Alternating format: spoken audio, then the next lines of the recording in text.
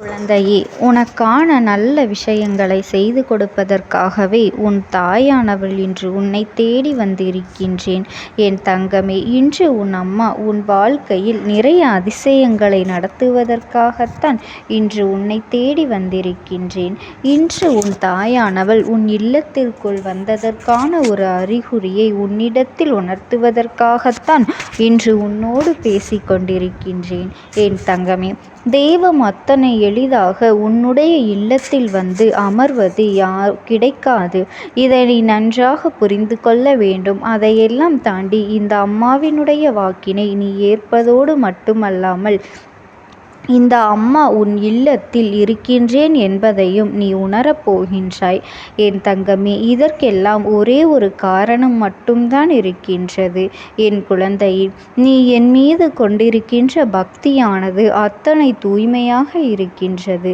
நீ இந்த அம்மாவின் மீது நம்பிக்கை கொண்டு உன் வாழ்க்கையில் நடக்கின்ற எதுவாக இருந்தாலும் நம் அம்மா பார்த்து கொள்வாள் என்று நீ முழுமையான நம்பிக்கையை என் மீது வைத்திருக்கின்றாய் அல்லவா?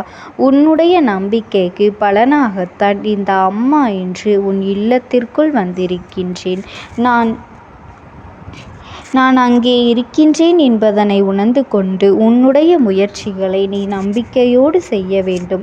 தெய்வம் நம் இல்லத்தில் இருக்கின்றது என்பதனை எல்லோராலும் அத்தனை எளிதாக கண்டுபிடித்து விட முடியாது. நம் பேச்சுக்கு வேண்டுமானால் சொல்லிக்கொள்ளலாம். ஆனால் தெய்வங்கள் உண்மையாக இருக்கின்றது என்பதனை எப்படி தெரிந்து கொள்வது? தெய்வம் நம் இல்லத்தில் இருப்பது உண்மைதானா? அப்படியானால் நமக்கு என்னவெல்லாம் அறிகுறிகள் தெரியும் என்று நீ தெரிந்து கொள்ள வேண்டும் அல்லவா? அதனால்தான் இன்று உன் அம்மா உனக்கு அதனை சொல்வதற்காக வந்திருக்கின்றேன். என் தங்கமே, நான் சொல்கின்ற விஷயங்கள் ஒவ்வொன்றும் உன்னுடைய இல்லத்தில் நடக்கும் பொழுது உன் அம்மா அங்கே இருக்கின்றேன். அது மட்டுமல்லாமல் என்னோடு சேர்ந்து சில தெய்வ சக்திகளும் உன் உள்ளத்தில் உலாவிக் கொண்டு இருக்கின்றது என்பதனை நீ புரிந்து கொள்ள வேண்டும். இந்த அம்மா சொல்வதை போல இருக்கின்ற பட்சத்தில் இது நாள் வரையிலும் நீ எப்படி இருந்தாலும் அதை பற்றி நீ கவலை கொள்ளாமல் இனிமேலாவது தெய்வங்களின் மீது ஞான நம்பிக்கை கொண்டு பயபக்தியோடு வணங்கி என் தங்கமே, அவர்கள் உன் உள்ளத்தில் இருக்கும்படி நீ செய்தால் போதும். உன்னை சுற்றி வந்திருக்கின்ற அத்தனை கஷ்டங்களும் உன்னை விட்டு நிச்சயமாக சென்றுவிடும்.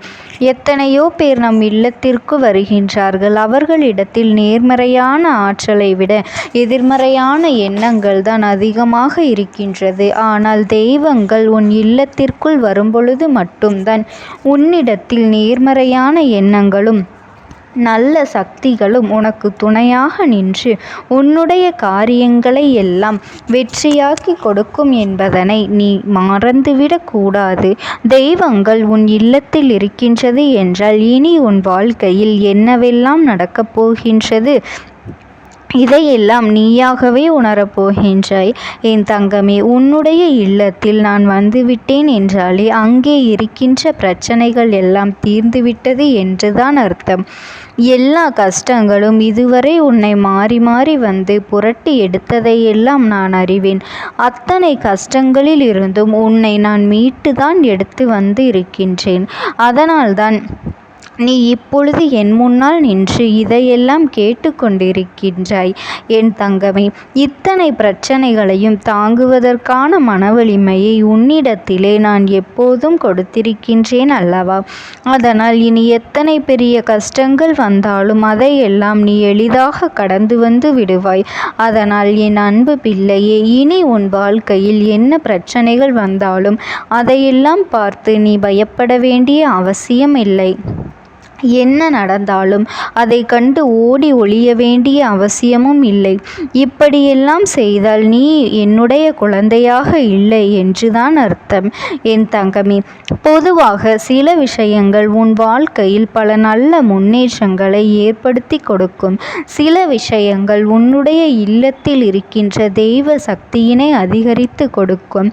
மேலும் என்னாலும் நீ பூஜைகளை செய்து கொண்டிருக்கின்ற தெய்வங்களுக்கு உன்னிடத்தில் ஒரு நல்ல விஷயத்தை நடத்தி கொடுக்க வேண்டும், உனக்கு அவர்கள் ஆசிகளை கொடுக்க வேண்டும் என்று எண்ணிக்கொண்டு இருக்கின்றார்கள்.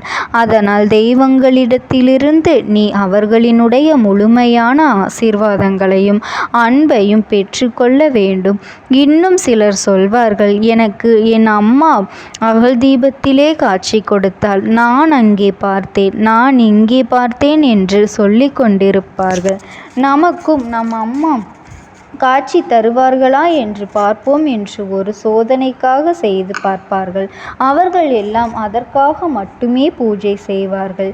என் தங்கமே, இது போன்ற நம்பிக்கை இல்லாமல் ஏதோ சோதனை செய்வது போன்று எண்ணிக்கொண்டு செய்பவர்களுக்கு எல்லாம் இந்த அம்மா உண்மையாகவே காட்சி கொடுப்பது இல்லை. யார் உண்மையான பக்தி கொண்டு நம்பிக்கையோடு அகல் தீபத்தை ஏற்றி வழிபடுகின்றார்களோ அவர்களுக்கு நிச்சயமாக என்னுடைய உருவத்தை நான் காட்டி கொடுப்பேன். அவர்களினுடைய இல்லத்திலும் நான் நிச்சயமாக குடியிருக்கின்றேன் என்பதனை எந்தவித மாற்று கருத்தும் கிடையாது. என் தங்கமே, உன்னுடைய இல்லத்தில் திருநீரினுடைய வாசனை அதிகமாக இருக்கின்ற பட்சத்தில் இந்த அம்மா அங்கே இருக்கின்றேன் என்பதனை நீ புரிந்து கொள்ளலாம். தெய்வ சக்திகள் உன் இல்லத்தில் நடமாடுகின்றது, அவர்களின் நடமாட்டம் அங்கே அதிகமாக இருக்கின்றது என்பதனை நீ ஆணித்தரமாக உணர்ந்து கொள்ளலாம். எலுமிச்சை பழத்தினுடைய வாசனையும் வேப்பிலையினுடைய வாசனையும் உன் இல்லத்தில் அதிகமாக இருக்கின்றது என்றால் நிச்சயமாக தெய்வங்கள் இருக்கின்றது என்பதனை நீ புரிந்து கொள்ள வேண்டும். உன்னுடைய வீட்டில் ஏதேனும் துர்நாற்றங்கள் இருக்குமானால் அந்த இடத்தில் தெய்வங்கள் இருக்காது என்பதனை நீ புரிந்து கொள்ள வேண்டும். அப்படி உன் வீட்டில் துர்நாற்றங்கள் வீசுகின்றது என்றால் ஏதோ ஒரு கெட்ட சக்தி உன் வீட்டிற்குள் நுழைந்திருக்கின்றது என்பதனை நீ புரிந்து கொண்டு உடனே அதை அகற்றிவிட வேண்டும். என் அன்பு பிள்ளையே, தெய்வங்கள் உனக்கு ஆசிகளை கொடுப்பதை உன் வீட்டில் உள்ள பூக்களின் மனம் அதிகமாக இருக்கும் பொழுது நீ தெரிந்து கொள்ளலாம். உன் வீட்டில் பூக்களின் மனம் அதிகமாக இருந்தால் உனக்கு தெய்வத்தின் அருள் கிடைக்கின்றது என்பதனை நீ மறந்து விடாதே. அது மட்டுமல்ல என் அன்பு பிள்ளையே, உன் வீட்டை சுற்றிலும் என்னென்ன விஷயங்கள் நடந்தாலும் சரி, உன்னுடைய இல்லத்திற்குள் ஒரு அமைதி எந்நாளும் இருந்து கொண்டே இருக்கும். எலுமிச்சை பழத்தை நீ பூஜை அறைக்குள் வைக்கும் பொழுதும் அதன் பிறகு அந்த வளம் அப்படியே இருக்கின்ற பட்சத்தில் தெய்வங்கள் நிச்சயமாக இருக்கின்றது. ஒருவேளை அந்த எலுமிச்சம்பழம் காய்ந்து போகும், ஆனால் அது அழுகிவிடாது. அழுகிவிட்டது என்றால் அங்கே தெய்வ சக்தி இல்லை என்று அர்த்தம். எந்த எலுமிச்சை பழம் காய்ந்து போனால் அங்கே தெய்வ சக்தி குடியிருக்கின்றது என்பதனை நீ புரிந்து கொள்ள வேண்டும். அதுபோல சாமி படங்களுக்கு மஞ்சள் குங்குமம் அல்லது சந்தன குங்குமம் இவையெல்லாம் எத்தனை நாட்கள் ஆனாலும் வாடாமல் அப்படியே மலர்ச்சியோடு இருந்து கொண்டே இருக்கும். எப்பொழுது பார்த்தாலும் புதிதாக வைத்தது போன்ற ஒரு தோற்றம் இருக்கும். என் பிள்ளையே, அப்படி இருக்கும் பொழுது உன்னுடைய இல்லத்தில் தெய்வ சக்தி இருக்கின்றது என்பதனை நீ புரிந்து கொள். அவர்கள் அங்கே நிரந்தரமாக இருப்பதால் தான் அதனை நிச்சயமாக ஏற்றுக்கொண்டு மங்களகரமாக எந்நாளுமே அமர்ந்து கொண்டிருக்கின்றார்கள். உனக்கு ஆசீர்வாதத்தையும் கொடுத்து கொண்டிருக்கின்றார்கள் என்பதனையும் நீ புரிந்து கொள்ள வேண்டும்.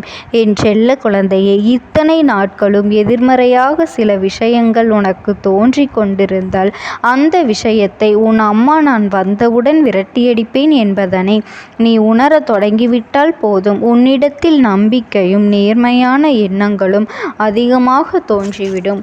என் அன்பு குழந்தைக்கு இந்த தாயானவளினுடைய அன்பும் ஆசீர்வாதங்களும் என்றென்றைக்குமே முழுமையாக கிடைத்து கொண்டே இருக்கும்.